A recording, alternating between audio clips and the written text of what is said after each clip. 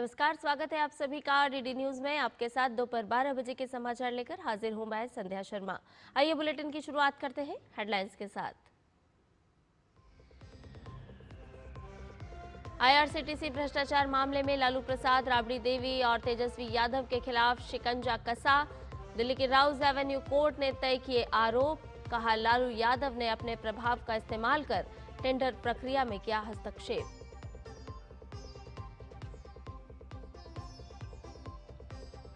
बिहार चुनाव के दूसरे चरण के लिए नामांकन की प्रक्रिया हुई शुरू। एनडीए में सीट बंटवारे के बाद भाजपा आज जारी कर सकती है उम्मीदवारों की पहली सूची। महागठबंधन में सीट बंटवारे पर पेंच फंसा।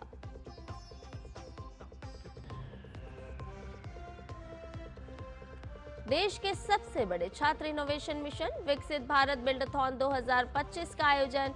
शिक्षा मंत्री धर्मेंद्र प्रधान ने कहा, नवाचार, तकनीक और नए आईटी सॉल्यूशन के जरिए भारत बन सकता है विकसित राष्ट्र।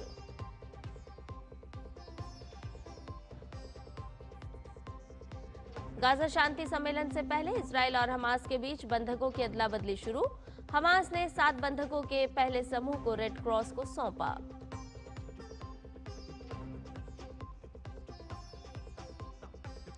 और सलामी बल्लेबाज जॉन कैंपबेल की शतक की बदौलत वेस्ट इंडीज का दिल्ली टेस्ट में संघर्ष जारी। रविंद्र जडेजा ने कैंपबेल को 115 रन पर किया आउट। और अब सभी खबरें विस्तार के साथ। बिहार विधानसभा चुनाव से पहले बिहार के पूर्व मुख्यमंत्री और आरजेडी अध्यक्ष लालू प्रसाद यादव और उनके परिजनों को बड़ा झटका लगा है। दिल्ली के राउज एवेन्यू कोर्ट ने आज आईआरसीटीसी भ्रष्टाचार मामले में नेताओं लालू प्रसाद यादव, राबड़ी देवी और तेजस्वी यादव पर आरोप तय कर दिए हैं। अदालत ने आईपीसी की धारा 420, 120 बी और प्रिवेंशन ऑफ करप्शन एक्ट की धारा 13(2) और 13(1) डी के तहत आरोप तय किए हैं। अब इस मामले में लालू, राबड़ी और तेजस्वी यादव पर केस चलेगा।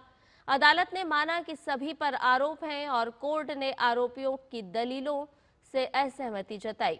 कोर्ट सभी आरोपियों की मौजूदगी में आरोप तय किए। कोर्ट ने माना कि लालू यादव ने अपने प्रभाव का इस्तेमाल किया और टेंडर प्रक्रिया में हस्तक्षेप किया।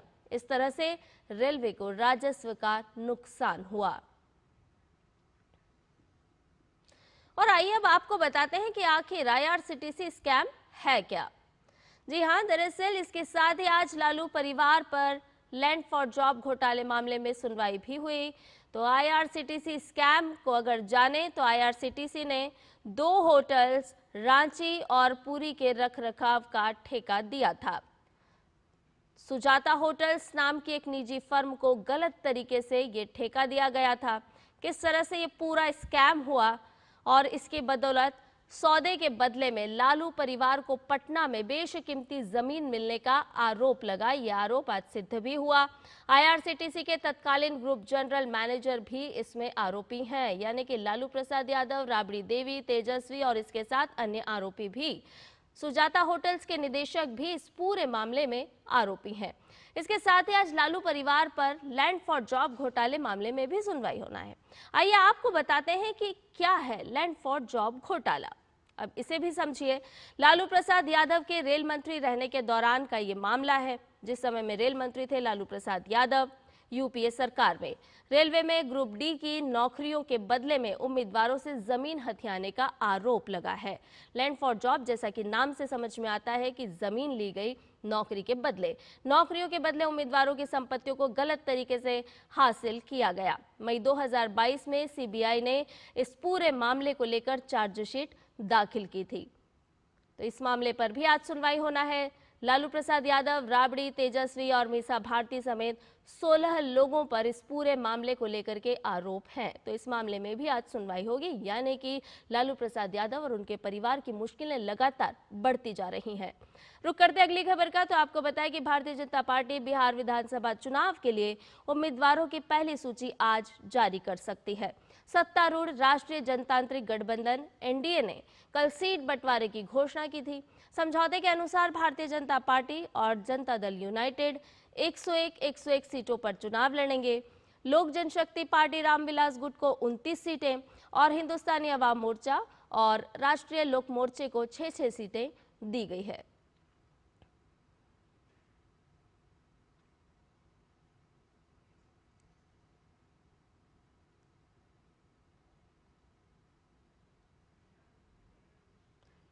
तो एनडीए में सीट शेयरिंग का फॉर्मूला तय हो चुका है। वहीं सीट बंटवारे की घोषणा के बाद जदयू के राष्ट्रीय कार्यकारी अध्यक्ष संजय झा, केंद्रीय मंत्री ललन सिंह, भाजपा प्रदेश अध्यक्ष दिलीप जायसवाल और बिहार के स्वास्थ्य मंत्री मंगल पांडे एक साथ पटना पहुंचे। दिलीप जायसवाल ने बताया कि आज से उम्मीदवारों के नाम की घोषणा की जाएगी। उन्होंने कहा कि एनडीए के सभी घटक दल चट्टानी एकता के साथ एक साथ है। एनडीए गठबंधन ने अपना सीट शेयरिंग की घोषणा कर दी है। मैं बहुत पहले से कह रहा था कि हम 5 पांडव चट्टानी एकता के साथ बिहार विधानसभा के चुनाव में जाएंगे और सबसे पहले हम लोगों ने सीट शेयरिंग की घोषणा की और अब हम लोग जो है आज शाम से उम्मीदवार की घोषणा शुरू करेंगे। वहीं बिहार के उप मुख्यमंत्री सम्राट चौधरी ने कहा कि एनडीए पूरी तरह से कंफर्टेबल है और आगे प्रत्याशियों की घोषणा होगी। सीटों का समझौता हो गया है, एनडीए पूरी तरह कंफर्टेबल है। अब आगे सब लोग चर्चा करके कहाँ से कौन प्रत्याशी होगा, कौन पार्टी लड़ेगी, इसको भी जल्द क्लियर करेंगे। राउज एवेन्यू कोर्ट में आरोप तय होने के बाद आज दिल्ली में महागठबंधन की बैठक होगी। 2 बजे के बाद कांग्रेस अध्यक्ष मल्लिकार्जुन खड़गे के आवास पर होने वाली इस बैठक में तेजस्वी यादव भी शामिल होंगे। बैठक में शामिल होने के लिए वीआईपी प्रमुख मुकेश सहनी भी दिल्ली पहुंच चुके हैं। एनडीए के सीट बंटवारे के ऐलान के बाद महागठबंधन में सीटों के बंटवारे को लेकर होने वाली ये अहम बैठक होगी।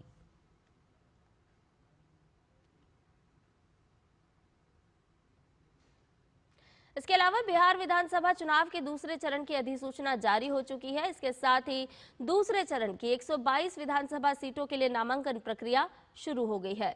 निर्वाचन आयोग ने नामांकन केंद्रों के आसपास कड़ी सुरक्षा व्यवस्था के विशेष निर्देश दिए हैं।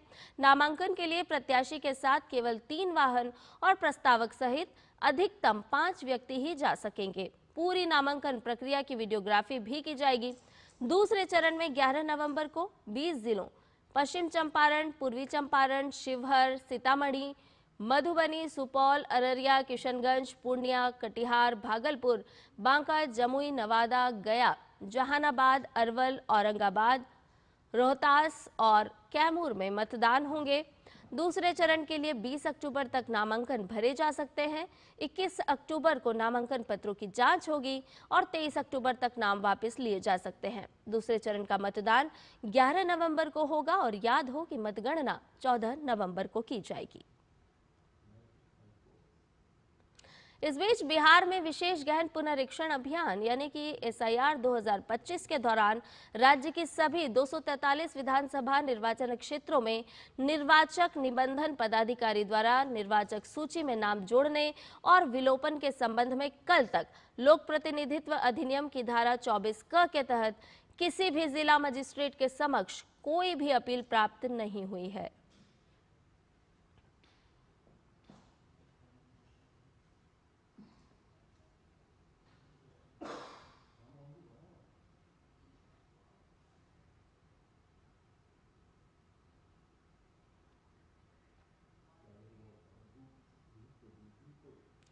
कफ सिरप मामले में प्रवर्तन निदेशालय की चेन्नई में 7 जगहों पर छापेमारी जारी है। इस कफ सिरप को पीने से कई बच्चों की मौत हुई है। ईडी जिन परिसरों की तलाशी ले रही है उनमें तमिलनाडु औषधि नियंत्रण कार्यालय के शीर्ष अधिकारियों के घर भी शामिल हैं। ये छापे पीएमएलए के प्रावधानों के तहत किए जा रहे हैं। सभी छापे श्री सन फार्मा से जुड़े हुए हैं जो इस सिरप का निर्माण करती थी। सिरप के कारण मरने वालों की संख्या लगभग 22 बता जा रही है, जिनमें से अधिकांश 5 5 साल से कम उम्र के बच्चे थे। ज्यादातर बच्चे मध्य प्रदेश के छिंदवाड़ा और कुछ मामले राजस्थान में भी सामने आए। श्रीसन फार्मा के मालिक जी रंगनाथन को 9 अक्टूबर को मध्य प्रदेश पुलिस ने हिरासत में लिया था। साल 2011 से लाइसेंस प्राप्त कर इस कंपनी ने कथित तौर पर खराब बुनियादी ढांचे और राष्ट्रीय औषधि सुरक्षा नियमों के उल्लंघनों के बावजूद 1 दशक से भी अधिक समय तक बिना किसी रोक-टोक के परिचालन जारी रखा। सीडीएससीओ की ओर से हाल ही में किए गए एक निरीक्षण में पाया गया था कि कंपनी नियमों का पालन न करने के साथ साथ संयंत्र में अच्छे विनिर्माण का अनुपालन भी नहीं करने और बेहतर कार्य परिस्थिति नहीं होने का उल्लेख है। सूत्रों के मुताबिक टीएनएफडीए ने सीडीएससीओ को कंपनी के बारे में सूचित नहीं किया, जिससे ये केंद्रीय नियामक डेटाबेस से गायब हो गई। इसके अलावा श्रीसन फार्मा अपने उत्पादों को राष्ट्रीय सुगम पोर्टल पर भी पंजीकृत करने में विफल रही, जो भारत में दवा निर्माण की बेहतर निगरानी के उद्देश्य से एक अनिवार्य आवश्यकता है। और देश के सबसे बड़े छात्र इनोवेशन मिशन विकसित भारत बिल्डथॉन 2025 का आयोजन हुआ। केंद्रीय शिक्षा मंत्री धर्मेंद्र प्रधान ने कार्यक्रम का उद्घाटन किया। ऑनलाइन आयोजित होने वाले इस कार्यक्रम में देश भर के 3 लाख से अधिक स्कूलों के कक्षा 6ठी से 12वीं में पढ़ने वाले 5 करोड़ से ज्यादा छात्र शामिल हुए। आज के ऐतिहासिक 25 लाख के अभी का मेरे पास क्षण क्षण में नंबर बढ़ते जा रहा है। अभी मेरे पास जो लेटेस्ट जानकारी आई, ये लगभग 28 लाख तक पहुंची, अकाउंटिंग हुई है। ये आज की शाम तक ये पूरा और एक नई ऊंचाई तक पहुंचेगा, मेरा पूरा विश्वास है। आज अब इतिहास में अपना स्थान, आपकी आज की इवेंट को आपने इतिहास तक पहुंचाए। इतिहास की स्वर्णिम अक्षर में आपने आज अपने नाम को खुदाई किया है। इस मौके पर शिक्षा मंत्री धर्मेंद्र प्रधान ने कहा कि तकनीक के मजबूत आधार पर ही समृद्ध और आत्मनिर्भर भारत का निर्माण होगा।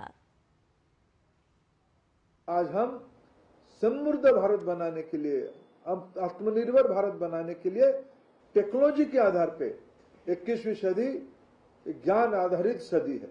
21st century is a knowledge based century and India is going to lead this knowledge based century and economy. All my congratulations to all my young students, all my colleagues. आप निश्चित रूप में वैश्विक समाधान लेके आओगे। फिर मैं दोहराऊंगा, भर लो उड़ान, छू लो आसमान। और अब बात गति शक्ति की, जिसे लागू हुए 4 साल हो गए हैं। सागर माला हो या भारत माला, सभी इंफ्रा प्रोजेक्ट पर गति शक्ति का प्रभाव स्पष्ट रूप से दिख रहा है। अब विभागों और मंत्रालयों के बीच बेहतर समन्वय है और एक स्पष्ट व समग्र नीति के साथ कोई भी प्रोजेक्ट पूरे हो रहे हैं।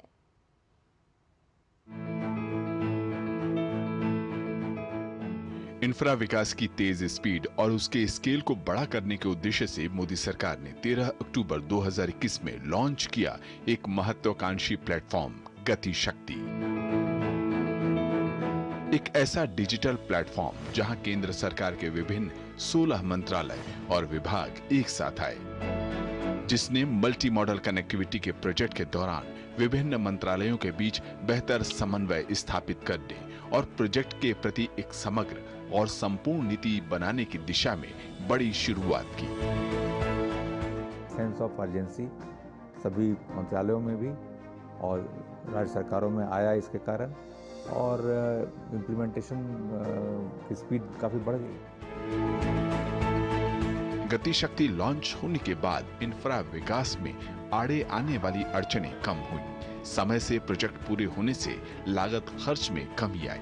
प्रोजेक्ट निर्माण के समय जनता को होने वाली परेशानियां भी कम हुई, क्योंकि गति शक्ति के जरिए रेलवे हो या रोडवेज, पाइपलाइन बिछाने वाले स्टेक होल्डर हों या अन्य कई विभाग एक साथ आए और एक समग्र और साझा योजना पर अब सभी काम करते हैं।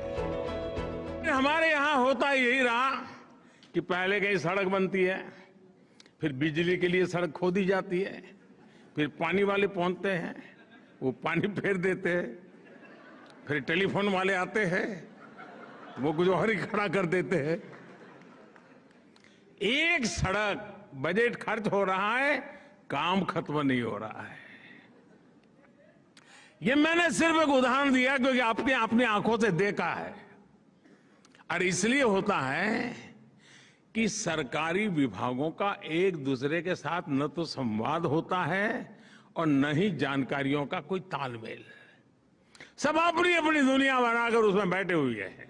हर एक के पास रिपोर्ट कार्ड है कि मैंने इतनी सड़क बना दी, कोई कहे कि मैंने इतने तार डाल दिए, कोई कहे मैंने इतनी पाइप डाल दी, लेकिन परिणाम work in progress. In silos को तोड़ने के लिए अब हमने पीएम गति शक्ति नेशनल मास्टर प्लान बनाया है। चारों तरफ उसकी तारीफ हो रही है। गति शक्ति ने मोदी सरकार के विजन ईज ऑफ लिविंग और ईज ऑफ बिजनेस को विशेष तौर पर संबल दिया है। अब परिवहन माल का हो या लोगों का या सेवाओं का, सभी बिना रुकावट तेजी के साथ पूरे होते हैं। Bureau report, DD news.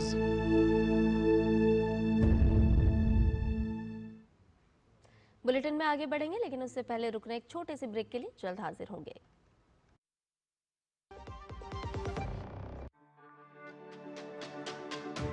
मेरी पसंद, मेरी पसंद, मेरी पसंद, मेरी पसंद, हमारी पसंद, हम सबकी पसंद। मजबूत देश का मजबूत सरिया हो गया स्टील। ब्रेक के बाद समाचार में आपका एक बार फिर से स्वागत है। खबरों में बढ़ते हैं आगे। भारत के 3 दिन के दौरे पर नई दिल्ली पहुंची कनाडा की विदेश मंत्री अनीता आनंद आज विदेश मंत्री डॉक्टर एस जयशंकर के साथ वार्ता करेंगी। अनीता आनंद वाणिज्य और उद्योग मंत्री पीयूष गोयल से भी मुलाकात करेंगी। ये बैठक दोनों देशों के बीच व्यापार, विविधता, ऊर्जा परिवर्तन और सुरक्षा जैसे मुद्दों पर सहयोग के लिए एक रूपरेखा तैयार करने के लिए हो रही है। कनाडा के विदेश मंत्री अनीता आनंद का मुंबई जाने का भी कार्यक्रम है, जहां वो निवेश बढ़ाने, रोजगार सृजन और आर्थिक अवसर के लिए कार्यरत कनाडा और भारत की कंपनियों के साथ बैठक करेंगी।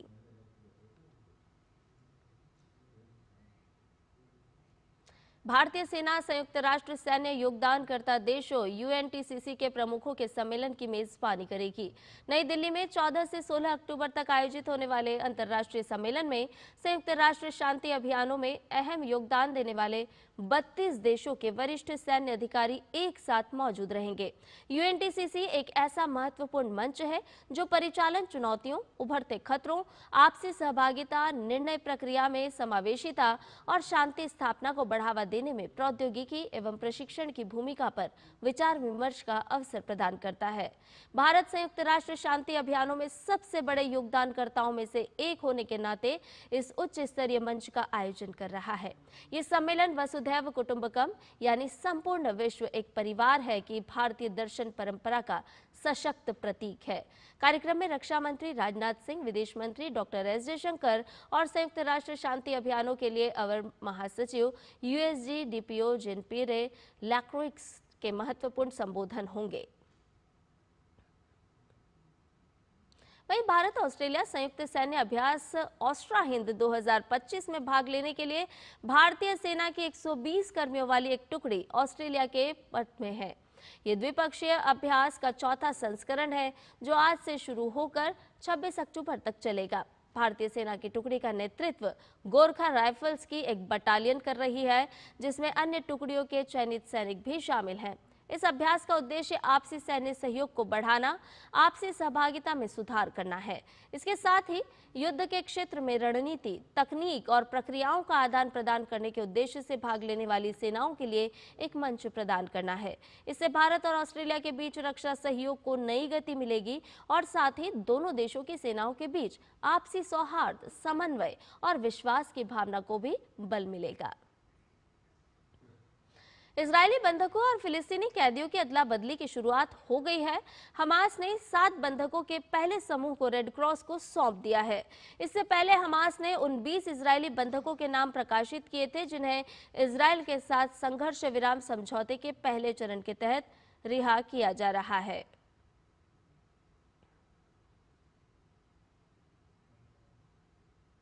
गाजा में युद्ध समाप्त करने के शांति समझौते को अंतिम रूप देने के लिए अंतर्राष्ट्रीय सम्मेलन आज मिस्र के शर्म अल शेख में शुरू हो रहा है।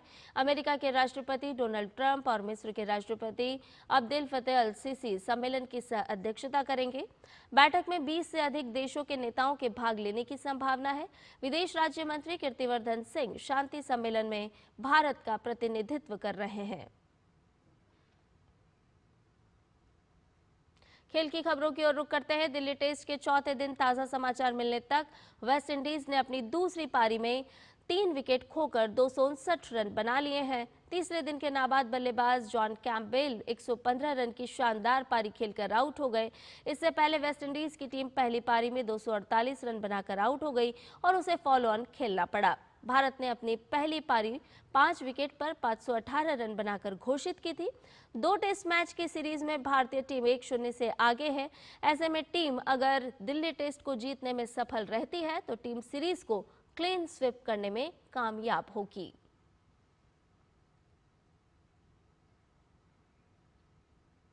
महिला क्रिकेट विश्व कप में कल खेले गए मैच में मौजूदा विश्व चैंपियन ऑस्ट्रेलिया ने भारत को 3 विकेट से हरा दिया। भारत की हार के बाद प्रशंसक निराश नजर आए। हालांकि उन्होंने माना कि मुकाबला कड़ा था और भारतीय टीम की बल्लेबाजी की भी उन्होंने प्रशंसा की। वहीं ऑस्ट्रेलिया के प्रशंसकों ने उम्मीद जताई कि उनकी टीम फाइनल में जरूर पहुंचेगी। अरे बहुत ही अच्छा मैच था। It was a very good match. इतना अच्छा कंपटीशन की 330 very good score, but due factor है, टॉस जीतना वाज वन थिंग। तो या girls could do it. Defeat करना चाहिए था बट कर नहीं पाए, तो यही बैड है। बैटिंग तो बहुत अच्छा है। When they hit sixes, like India hit sixes, I was like shocked. We all shouting, so and now my voice is gone. It was a wonderful match, and India has given a big target. Maybe actually if we have all out before the hours completed, so if it is extended up to 50 hours, maybe add on of another 10 to 15 runs. Maybe the crucial factor. So that's all I've got to say. Australia, 7-time world champions. Well, it's soon to be 8. Up the Aussies. Elise Perry, you superstar. Alyssa Healy, captain fantastic. महिला cricket विश्व cup में आज विशाखापट्टनम में दक्षिण Africa का सामना बांग्लादेश से होगा। दक्षिण अफ्रीका की नजर इस मैच में बड़ी जीत दर्ज कर अपना नेट रन रेट सुधारने पर होगी। दक्षिण अफ्रीका ने पिछले मैच में भारत को मात दी थी और फिलहाल वह अंक तालिका में चौथे स्थान पर है। वहीं बांग्लादेश की टीम 3 में से 2 मैच गंवाने के बाद छठे स्थान पर है। और त्योहारी मौसम के मद्देनजर राष्ट्रीय पुरस्कार विजेता, निर्माता और अभिनेत्री नीतू चंद्रा आ रही हैं अपनी नई फिल्म छठ के साथ, जो रिलीज हो रही प्रसार भारती के OTT प्लेटफॉर्म वेव्स पर। साथ ही नीतू को इस बार चुनाव आयोग द्वारा बिहार स्टेट स्वीप आइकॉन भी बनाया गया है। वो लोगों को चुनाव में भाग लेने के लिए भी जागरूक कर रही हैं। तो आइए देखते हैं उनके साथ खास बातचीत। आज हमारे साथ एक ऐसी अभिनेत्री हैं जिन्होंने अपनी मेहनत से, अपने संघर्ष से इस फिल्मी दुनिया में अपनी एक अलग पहचान बनाई है। आइए करते हैं खास मुलाकात राष्ट्रीय पुरस्कार विजेता निर्माता नीतू चंद्रा से। नीतू, बहुत बहुत स्वागत है आपका DD न्यूज़ पे। सबसे पहले आपसे पूछना चाहेंगे, आपकी नई फिल्म जो रिलीज हो रही है भारत के अपने OTT प्लेटफॉर्म वेव्स पर, सबसे पहले उसके बारे में बताइए।